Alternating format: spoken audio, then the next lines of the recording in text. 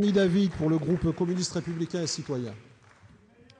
Merci Monsieur le Président. Ma question s'adresse au ministre du Travail. Il aura suffi qu'une grande enseigne de distribution obtienne la condamnation d'une entreprise concurrente qui ouvrait le dimanche en toute illégalité, faut-il le rappeler, pour que votre gouvernement décide d'organiser un comité interministériel sur la question du travail dominical et que dans la foulée, vous chargiez d'une mission un ancien grand patron connu à plusieurs titres et notamment pour avoir déjà participé à l'élaboration d'un rapport du Conseil économique et social, le rapport Salto, dont d'ailleurs s'est inspiré le député Mallier pour multiplier les dérogations au repos dominical dans la loi que nous avons ensemble, à gauche, ici au Sénat, combattue.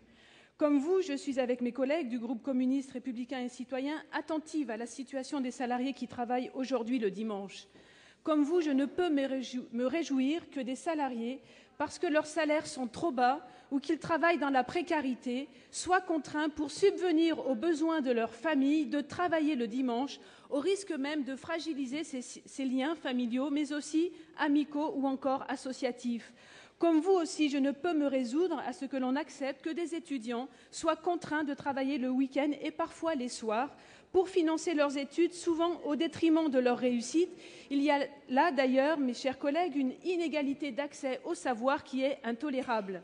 Comme vous, je l'espère, je suis convaincue que le travail du dimanche n'est ni la solution à la faiblesse des salaires, ni à la détresse des milliers d'étudiantes et étudiants qui revendiquent depuis des années, et nous y sommes favorables, une allocation d'études leur permettant d'être autonomes et d'étudier sereinement. D'ailleurs, une majorité de gauche au Sénat a, en 2011, adopté la proposition de loi que j'ai déposée pour renforcer le droit au repos dominical, convaincue que nos concitoyennes et concitoyens ont besoin de disposer de temps libéré permettant les retrouvailles familiales, amicales ou associatives. Un temps qu'André Henry, ancien ministre socialiste du temps libre, qualifiait cet été, je cite, de temps choisi qui reste toujours une idée neuve. Tout à l'opposé, en somme, de cette société où le tout marchand l'emporte toujours sur l'humain.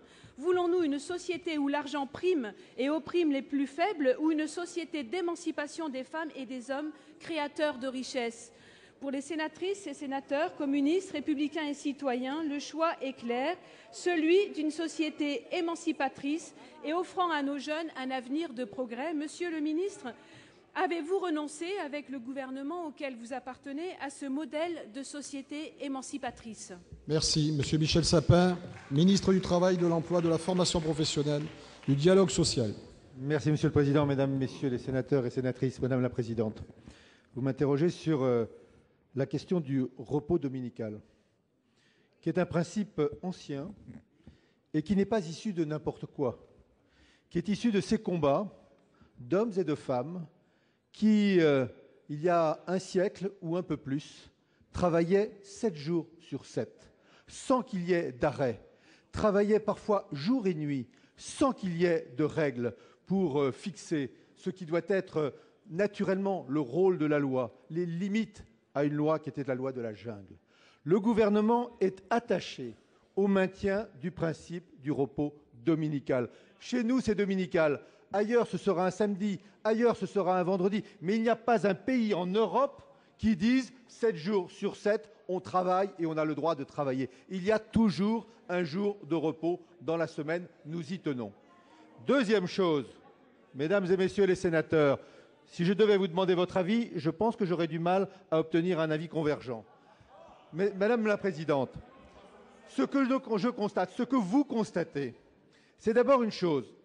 C'est beaucoup en région parisienne que le problème est posé. Parce qu'en région parisienne, c'est vrai qu'il y a aussi des conditions. Peut-être faut-il lutter ensemble contre ces conditions particulières. Lorsque vous avez passé 1h30 le matin en transport, 1h30 le soir en transport, il vous reste peu de temps, contrairement à ce qui peut se passer dans l'Isère ou à Argenton-sur-Creuse, pour faire vos propres courses. Deuxième chose, il y a un énorme désordre aujourd'hui. Ce désordre, il a été créé par une loi, la loi Maillet de 2009, qui, croyait-il, vous permettrait d'ouvrir mieux, mais il ouvre sans ouvrir. Il ouvre dans le désordre. Et aujourd'hui, ce que nous voyons, ce sont des décisions de justice qui constatent le caractère totalement inapplicable de manière ordonnée d'une loi qui est une mauvaise loi, une mauvaise législation. Il nous faut remettre de l'ordre dans un désordre qui a été créé par une loi votée par cette partie-là de l'hémicycle. Oui, nous allons remettre de l'ordre. Et nous allons le faire par la concertation. Nous avons demandé à une personnalité de travailler, mais de travailler vite, en l'espace de 2 mois, pour entendre les différents partenaires syndicaux, patronaux, locaux, et trouver une solution, proposer une solution. Ensuite, le gouvernement prendra sa responsabilité.